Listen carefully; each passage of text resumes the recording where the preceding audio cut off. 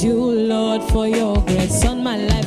You have blessed me, your Father. Now I dance like a winner man. I will praise you, Lord, for your grace on my life. You have blessed me, your Father. Now I dance like a winner man. I will praise you, Lord, for your grace on my life. You have blessed me, your Father. Now I dance like a winner man. I will praise you, Lord, for your grace on my life. You have blessed me, your Father. Now I dance like a winner man. I will praise you, Lord, for your grace on my life. You have blessed me, your Father. Now I dance like a winner man. I will praise you, Lord, for your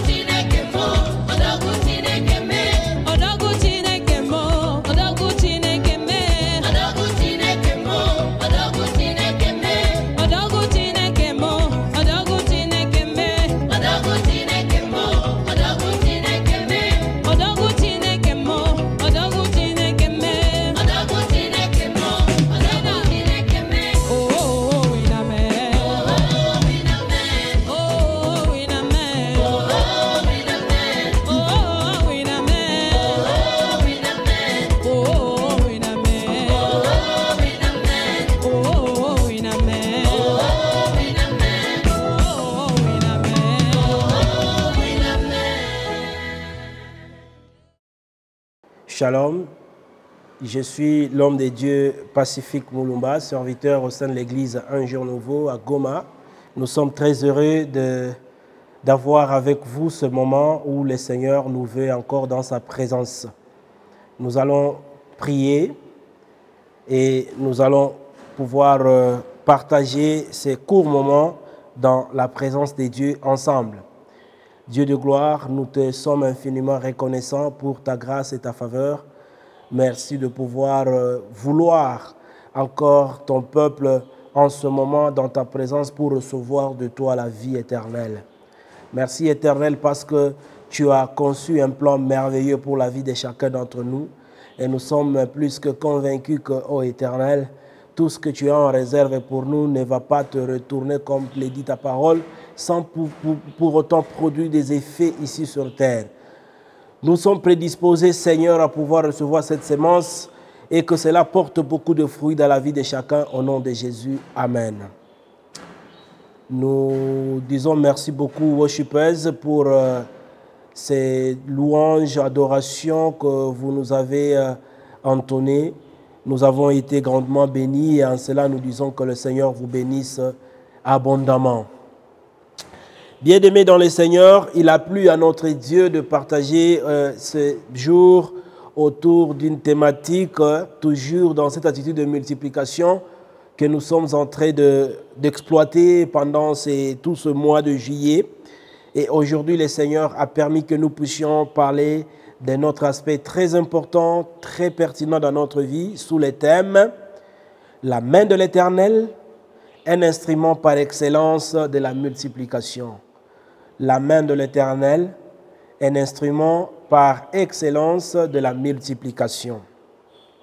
Et en cela, nous allons lire, premièrement, nous allons lire deux passages. Nous allons commencer avec le livre d'Esdras, le chapitre 7, le 6e verset.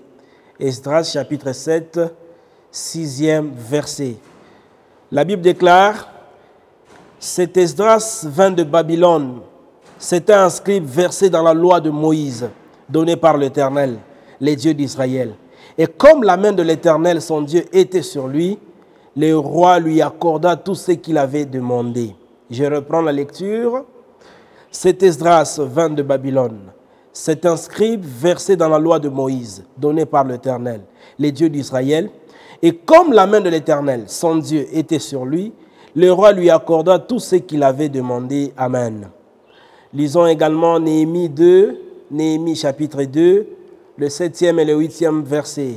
« Puis j'ai dit au roi, si le roi le trouve bon, qu'on me donne des lettres pour le gouverneur de l'autre côté du fleuve, afin qu'il me laisse passer et entrer en Juda. Et une lettre pour Asaph, garde forestier du roi, afin qu'il me fournisse du bois de charpente pour le port de la citadelle près de la maison, pour la muraille de la ville, et pour la maison que j'occuperai.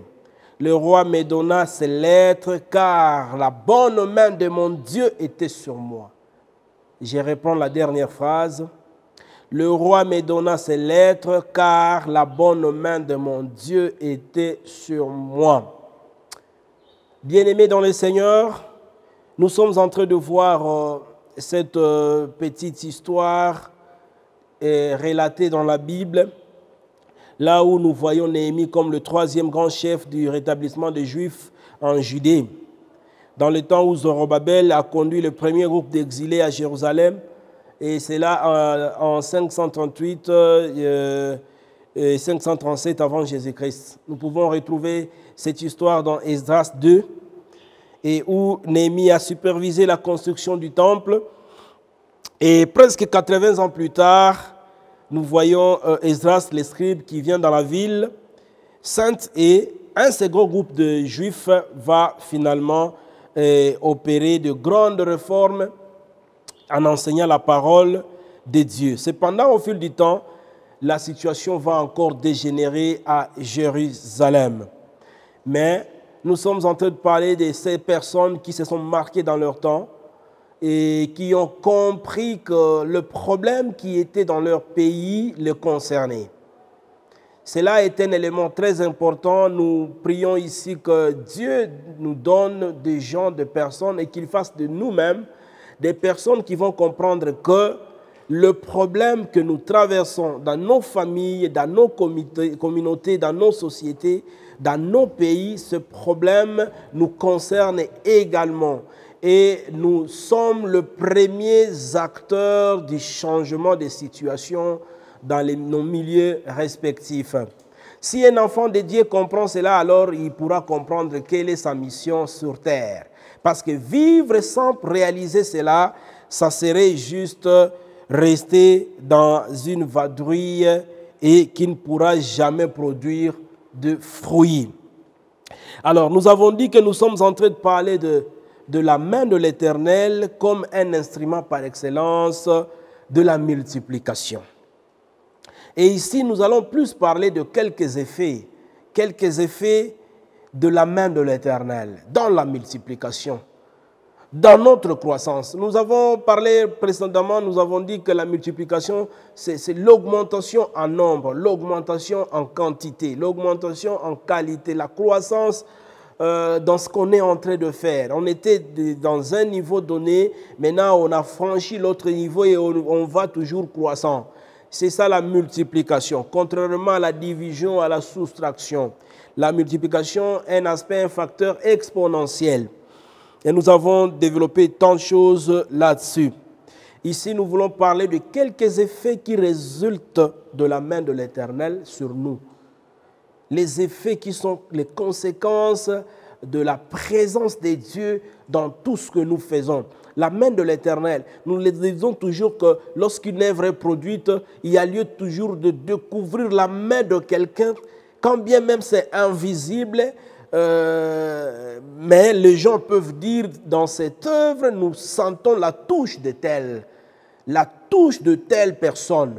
Et c'est pareil dans notre vie, c'est pareil dans tout ce que nous faisons, c'est pareil dans tout ce que nous entreprenons. Il faut que la touche de Dieu, la présence de Dieu, la main de Dieu se fasse sentir dans ce que nous faisons. C'est de cette manière que nous connaissons la multiplication et nous expérimentons le succès. Premièrement, la main de l'Éternel nous fait trouver faveur aux yeux des gens. La main de l'Éternel nous fait trouver faveur aux yeux des gens. Et cela est très important à savoir.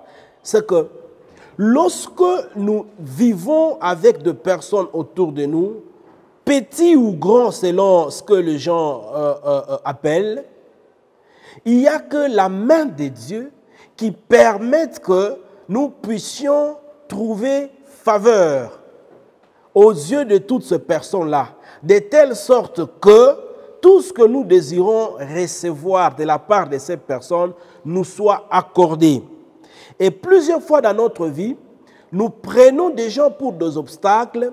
Nous pensons que les gens autour de nous ne sont pas gentils avec nous, ce ne sont pas de bonnes personnes, tout simplement parce que nous avons inversé la formule.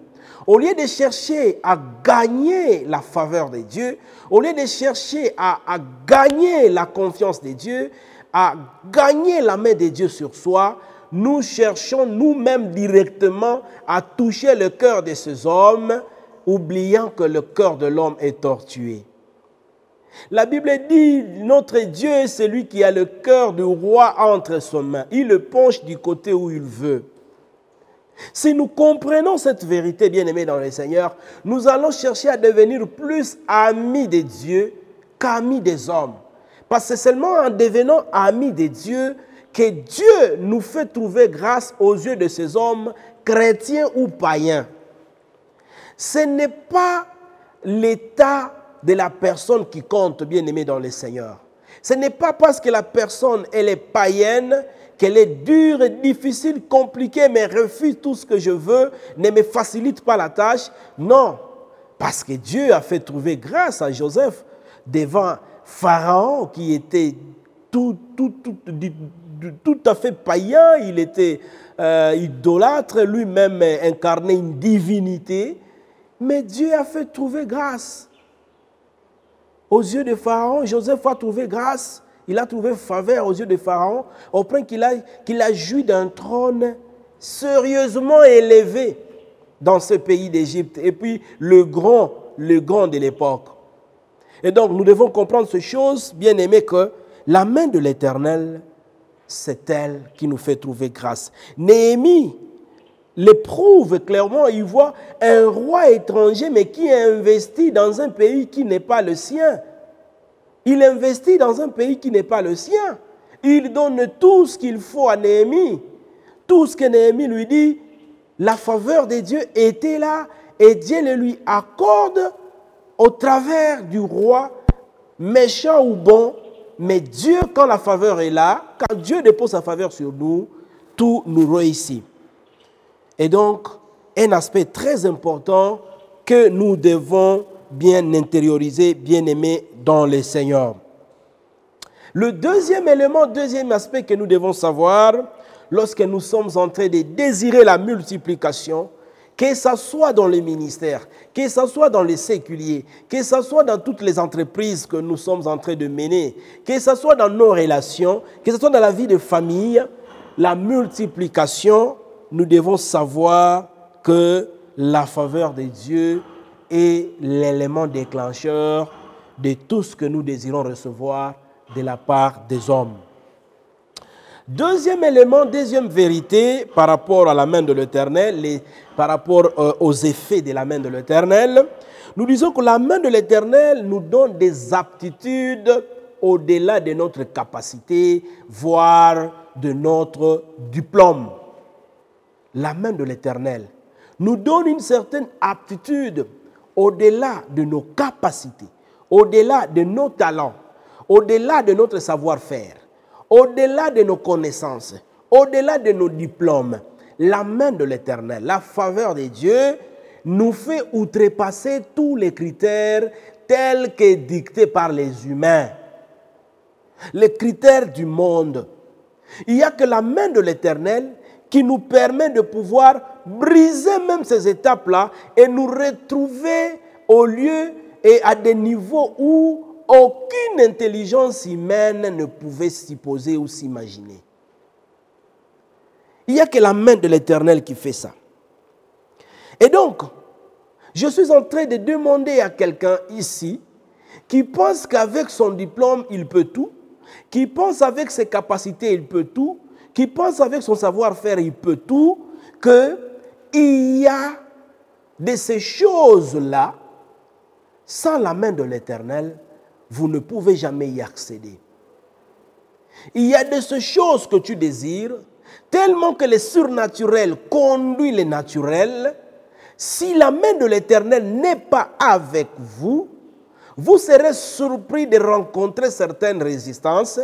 Et pourtant, tout était déjà bien planifié au départ. Et pourtant, tout était déjà bien préparé au départ. Mais vous êtes surpris que certaines choses vous résistent. Certaines choses vous compliquent la tâche.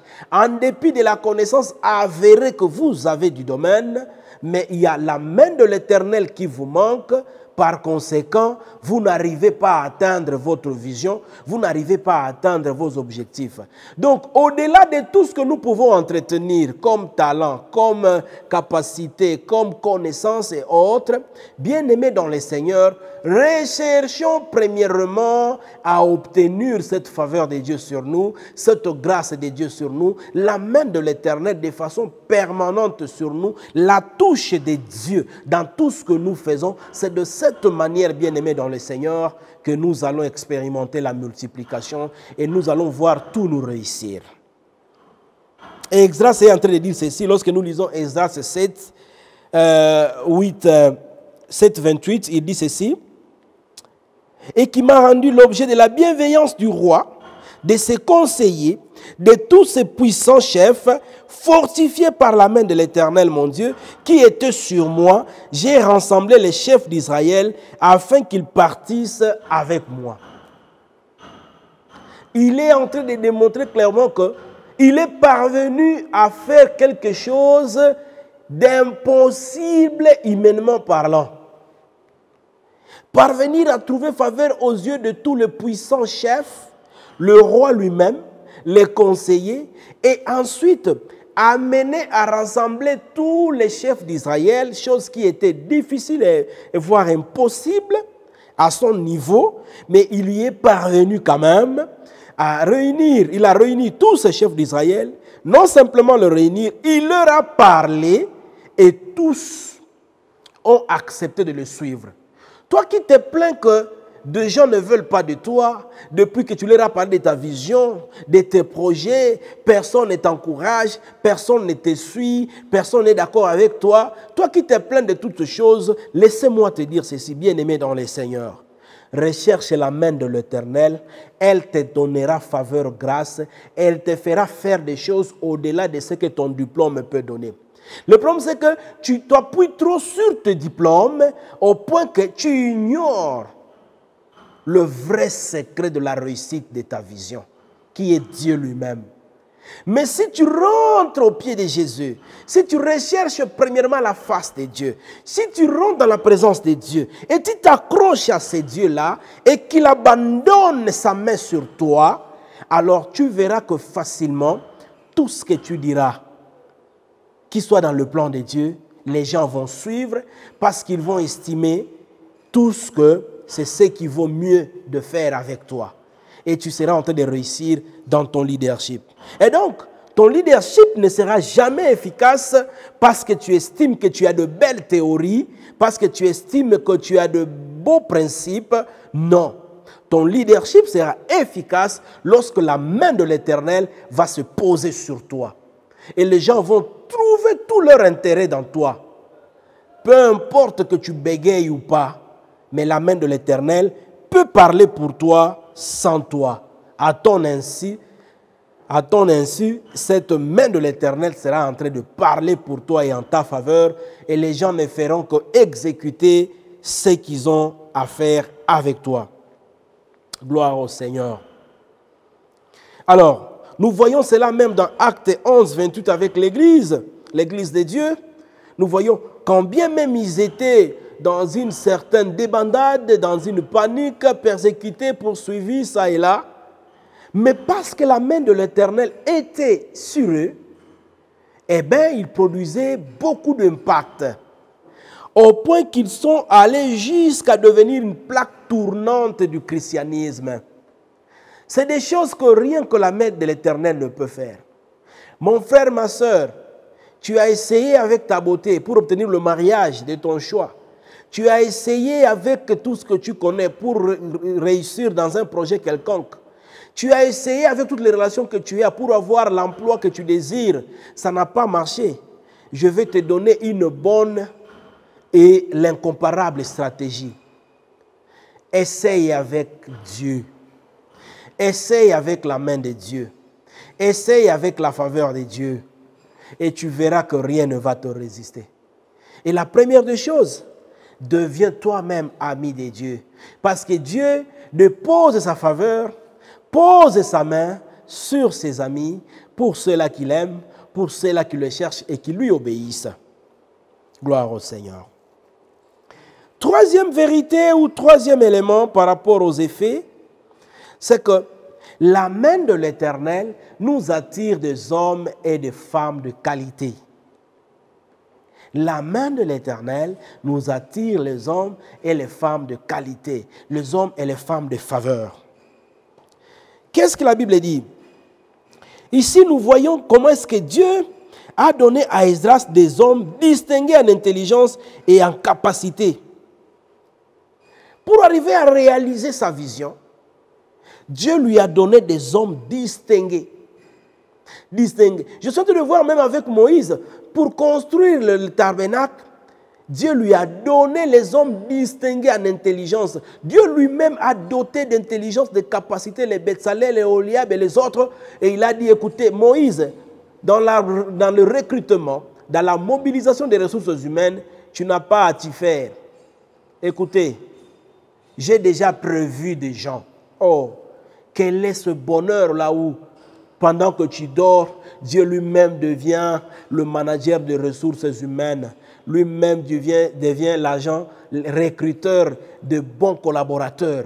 Je prie que Dieu nous donne toujours de bons collaborateurs dans notre vision, dans tout ce que nous désirons. Que Dieu nous donne de bonnes personnes, de personnes qui seront de réponses aux questions que nos projets vont nous poser.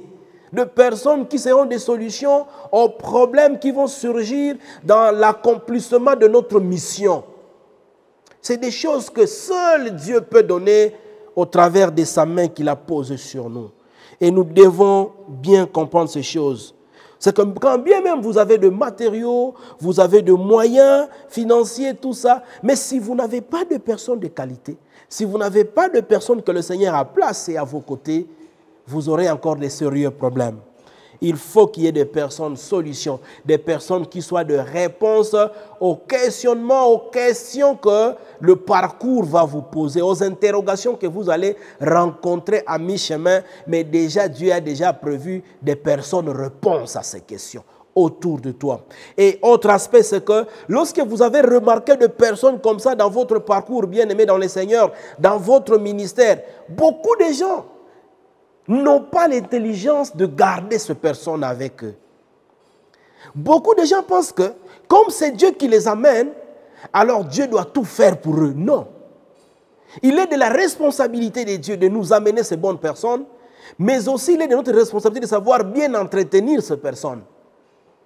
Et plusieurs leaders, par orgueil, ils pensent que des personnes comme ça, on les trouve toujours. Écoutez, mon pasteur, le pasteur Camille a toujours dit que il y a des Judas qu'il faut laisser partir, mais il y a de Pierre qu'il faut toujours récupérer. Si vous avez remarqué de Pierre dans votre ministère, dans votre vision, dans votre projet, bien aimé dans le Seigneur, peu importe les quelques faiblesses que les personnes peuvent afficher auprès de vous dans le projet, vous devez reconnaître les éléments importants que le Seigneur a envoyés pour vous au travers de cette personne.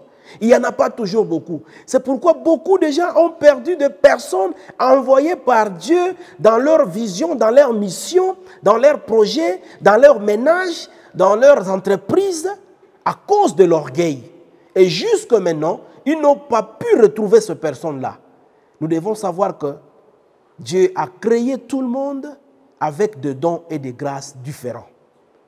Et il y a de ces dons, de ces grâces que Dieu apprécie, il estime beaucoup, et que nous, hommes, lorsqu'il nous les donne, nous devons savoir que cette grâce ici, ce n'est pas à perdre.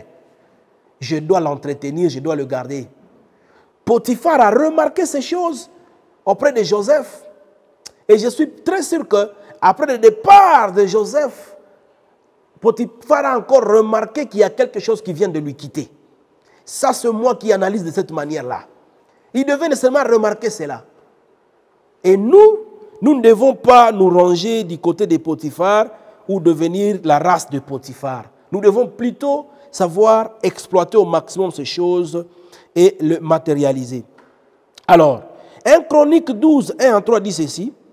Voici ceux qui se rendirent auprès de David à Tsilak lorsqu'il était encore éloigné de Saül, fils de Kis, le vaillant homme, les archers, la sang de pierre, la main droite et de la main gauche et autres. Si nous lisons ces passages là-bas, nous comprenons une chose que des gens ont compris que Dieu est avec David. Et ce n'était pas n'importe qui. C'était des grands guerriers, le vaillant homme de guerre, des archers. C'est là qui peuvent vous lancer la pierre à des distances importantes. Et d'autres personnes, vous voyez, David est en train de jouir d'une armée qui a été formée ailleurs, là où on a peut-être investi beaucoup d'argent pour qu'ils deviennent ce qu'ils sont devenus. On a investi de l'énergie, du temps et autres. Mais David, à cause de la main de l'Éternel qui est sur David, David jouit de tous ces privilèges-là et se retrouve entouré d'une armée bien formée, mais ailleurs. Vous voyez ce que la faveur de Dieu nous amène? Ça nous amène quelqu'un qui a été bien taillé, bien formé. Nous n'avons même pas dépensé un seul dollar pour la personne, mais cette personne devient une bénédiction pour ma vie. Cette personne commence à répondre à certaines questions de ma vision, de mes projets, de mon entreprise, de mon foyer. Et pourtant, il y a quelqu'un ailleurs qui a beaucoup payé pour que cette personne devienne celle qu'elle est. Mais Dieu dit, écoutez, formez ici, mais tu vas aller tout déverser de l'autre côté. Des personnes comme ça, lorsque Dieu le met à notre disposition, que ce soit dans nos ménages, bien-aimés dans le Seigneur, dans nos maisons, nous devons savoir identifier ce genre de personnes. Il n'y en a pas trop.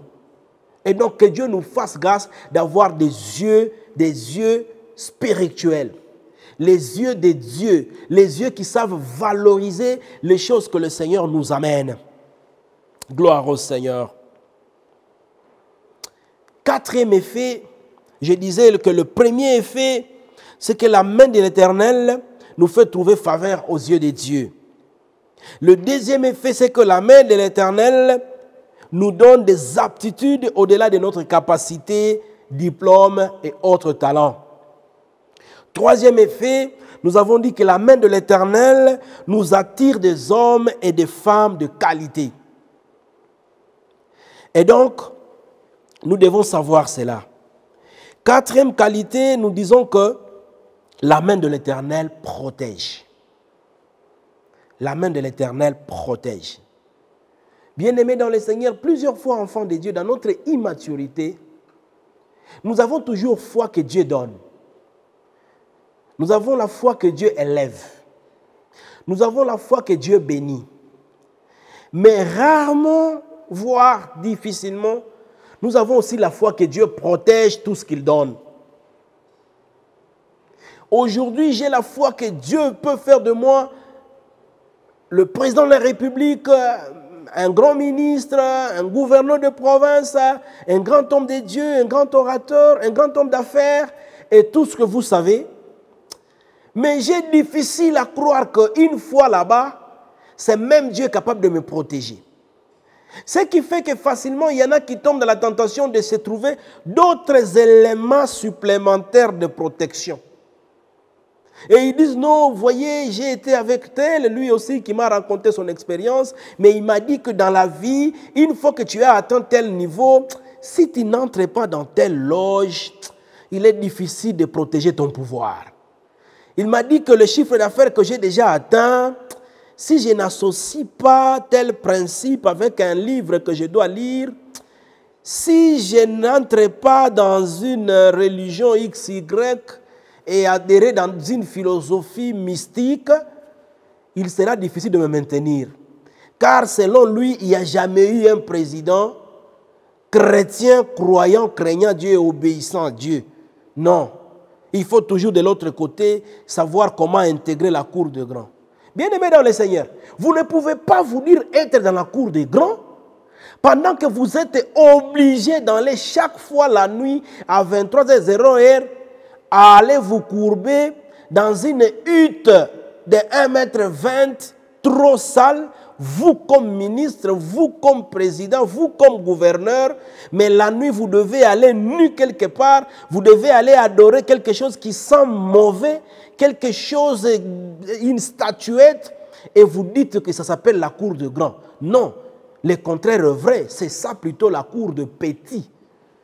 C'est le cour de plus petit même. Parce que, imaginez quelqu'un qui met de côté, je ne parle même pas de Dieu, je parle de son diplôme, docteur en thèse, PhD, il met de côté son grade, je ne sais pas, il est général d'armée, autre, tout ça, il met de côté ses fonctions, il est numéro 1 de XY, mais qui doit obéir aux ordres de quelqu'un de rien du tout? Permettez le terme à quelqu'un qui visiblement vaut rien. Et vous dites, écoutez, c'est la cour de grand. Mais ce qui fait cette grandeur, c'est quelqu'un de rien. Non, non. La cour de grand devrait élever son adoration.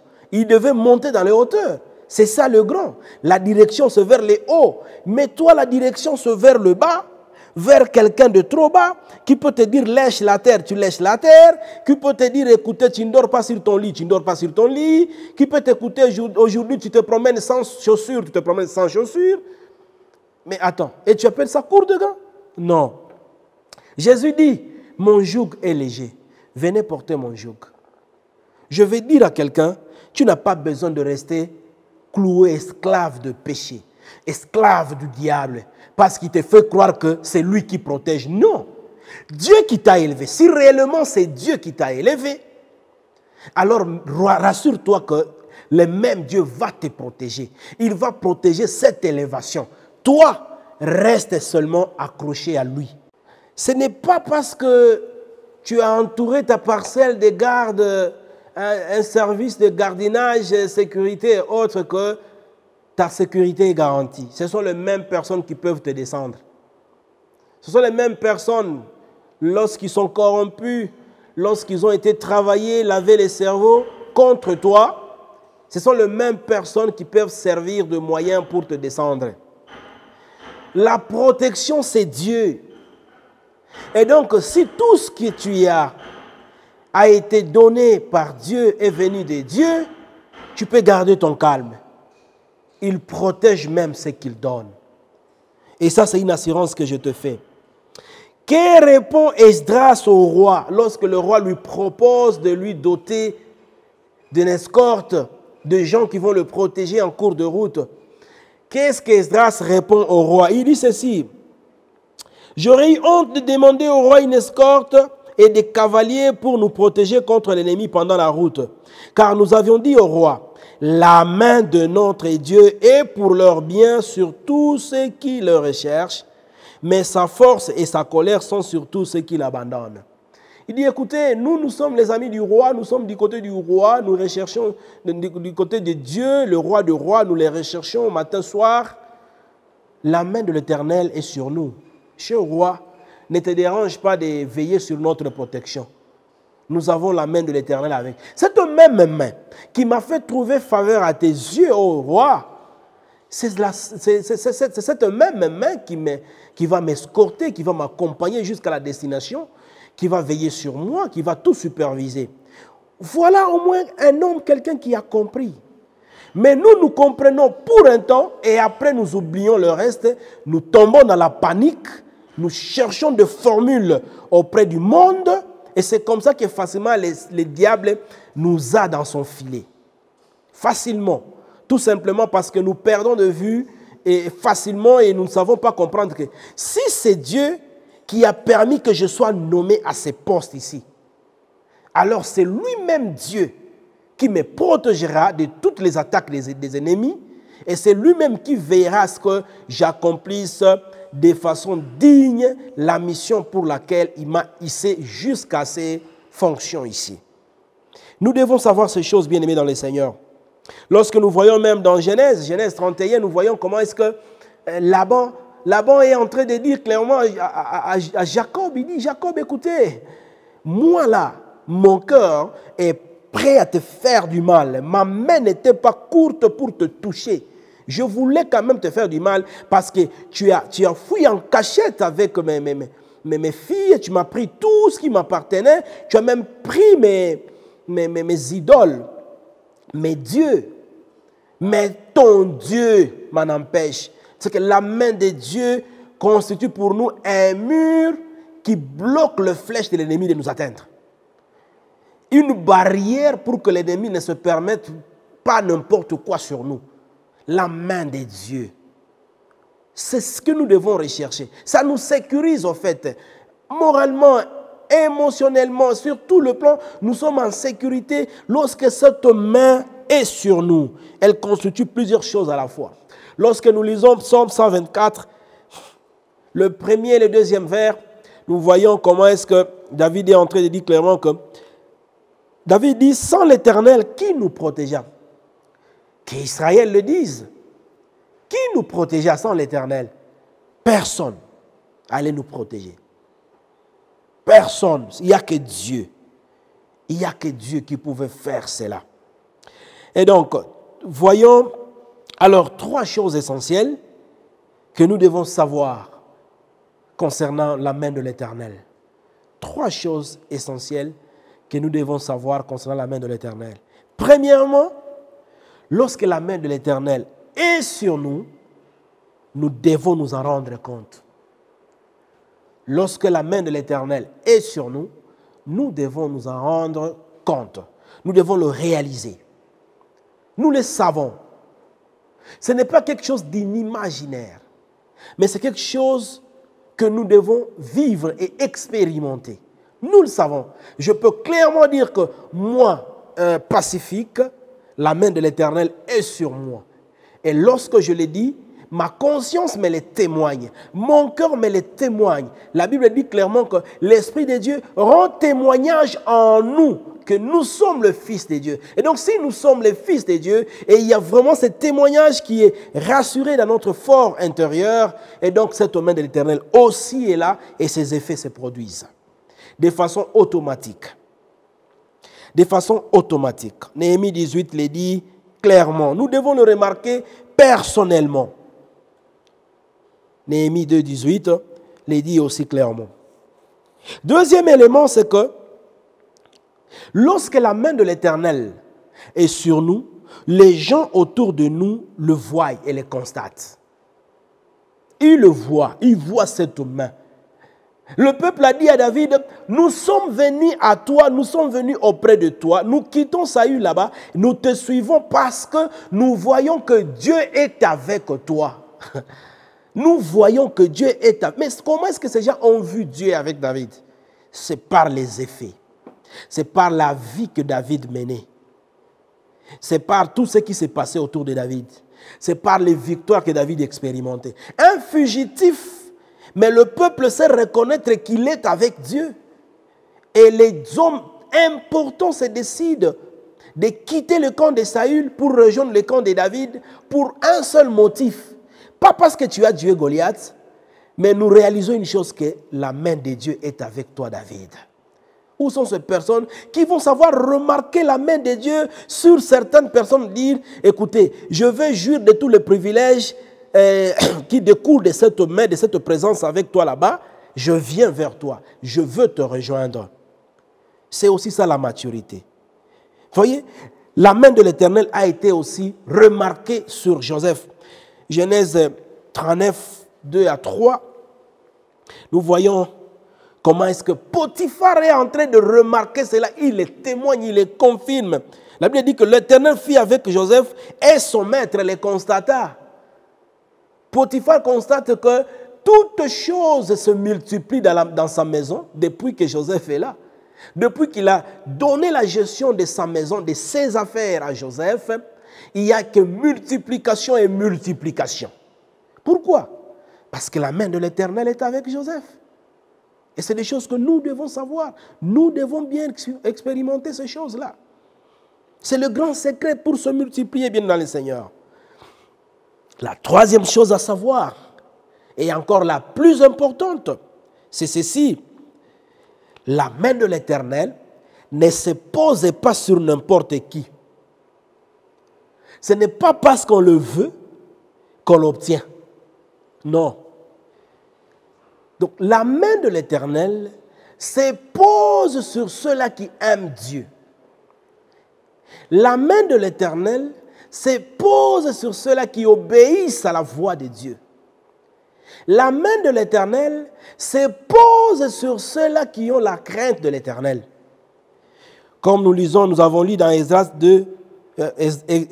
8, 22, il est écrit, « J'aurais eu honte de demander au roi une escorte et des cavaliers pour nous protéger contre l'ennemi pendant la route, car nous avions dit au roi, la main de notre Dieu est pour leur bien sur tous ceux qui le recherchent, mais sa force et sa colère sont sur tous ceux qui l'abandonnent. » Ça, nous devons le savoir, bien-aimés dans le Seigneur. On ne peut pas se donner, se taper le plaisir de dire que, bon, quoi que je fasse, la main de l'Éternel est avec moi, il est avec moi, je suis enfant de Dieu, il est avec moi. Non. Premièrement, nous avons dit que vous devez vous en rassurer. Parce que lorsque cet homme est avec toi, lorsque Dieu est avec toi, vous êtes le premier à vous en rendre compte. Vous, d'abord. Ensuite, nous avons dit que les gens autour de vous finissent aussi par réaliser que cette main est avec toi. Troisième des choses, nous avons dit que la vérité qu'il faut savoir, c'est que ce n'est pas de façon automatique que vous jouissez de cette main de Dieu, de cette présence de Dieu. Non. C'est une contrepartie du fait que vous aimez Dieu, vous cherchez Dieu, vous vous attachez à Dieu, vous vous abandonnez à Dieu, vous faites de Dieu votre Seigneur et Sauveur, votre Maître. C'est de cette manière que cette garantie vous est accordée. Il dit, je serai avec toi, je suis avec toi. Il dit clairement dans sa parole, si quelqu'un me sert, mon Père l'honorera. Et il dit ceci, là où je suis, là où celui-là sera aussi. Or, nous avons dit que la main de Dieu, c'est la touche de Dieu dans tout ce que nous faisons. C'est sa présence remarquée dans tout ce que nous faisons. Or, là où Dieu est, il n'y a que multiplication. Il n'y a que succès. Il n'y a que réussite. Peu importe ce que le monde peut planifier, mais si tu es avec Dieu, écoute, bien-aimé dans le Seigneur, le succès est garanti. Il a dit autant à Josué, écoute Josué, tout va te réussir. Tu auras du succès dans toutes tes entreprises. Rien ne va te résister à une seule condition, Josué. Il faut que ma main t'accompagne. Il faut que je sois avec toi. Et ça, c'est très important. Ésaïe 59, le premier et deuxième verset démontrent clairement que la main de Dieu n'a jamais été courte, sauf pour les pécheurs. Et donc, nous sommes en train de réaliser une chose que la seule chose qui rend cette main-là impossible d'opérer à notre faveur, c'est notre péché. Le péché. Il dit que ma main n'est pas courte pour te bénir, mais te péché empêche cette main à pouvoir opérer. Ce que nous devons faire, enfants de Dieu, c'est de toujours nous débarrasser de tout péché. Parce que c'est le seul élément qui va empêcher que nous puissions expérimenter la multiplication au travers de la main puissante de l'Éternel. Et nous devons beaucoup veiller sur ça. Pour finir, nous avons donc dit qu'il y a plusieurs choses à gagner dans la multiplication au travers de la main puissante de l'Éternel. Et là, premièrement, nous avons démontré clairement que cette main nous procure une certaine faveur aux yeux des gens, aux yeux de personnes, de grands comme de petits. Cette faveur permet que nous puissions percer même les murs qui s'étaient érigés au devant de nous pour nous empêcher de poursuivre avec notre parcours.